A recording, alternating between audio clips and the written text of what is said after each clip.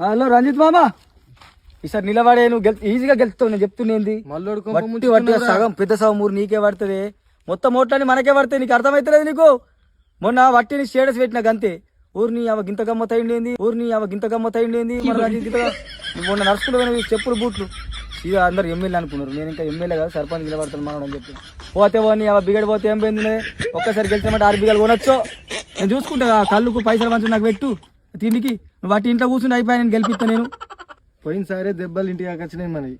ఏమైందిరా? ఒక్కోటి కూడా వల్లే నీతో ఇరిగేటోడికి. వాళ్ళు రాజమామకి చెప్పిన నేను, ఏ మామకు వాడేరా నువ్వు ఉంటే వాళ్ళతో ఇరుగుతావు. మళ్ళీ రాజకీయ నాయకులు లెక్క తెల్ల టైం చేసుకున్నావు, నువ్వు ఓట్లు వేపిస్తాను చూస్తున్నావు, ఏం పడుతుంది వాళ్ళకు. ఏంటికి పడేరా? పడితే పోయినసారి రాజమామ కట్టనే నువ్వు నిలబడే అన్న ఏం పడలే, దెబ్బలే పడుతుంది. ఆయన కూర్చున్నాడు కూర్చుంటే ఎట్లా పడితే నిలబడాలి. పోయినప్పుడు మళ్ళీ చికెన్ కూడా బరాబర్ వంచలేడు. అందరికి ఒకరికి కార్యం వచ్చినాడు, ఉల్లిపాయ రాలే, ఉల్లిపాయ చూడు కార్యం రాలే అదని చెప్పిండు. ఉన్న పవ్వాలన్నీ మీ ఇంట్లో దాసలు పెట్టుకున్నామట. వాళ్ళు తెల్లగలు పవ్వాలు వంచుతారు ఎండాకాలం మూడన్నా, మంచికి రోగం కదా, అన్ని వంచాలా. తెల్లగాలు వంచితేనే సాపాయి నిద్ర అని చెప్పేసి నేను అనుకున్నాను. నిద్ర వచ్చి పన్నారు ఓటు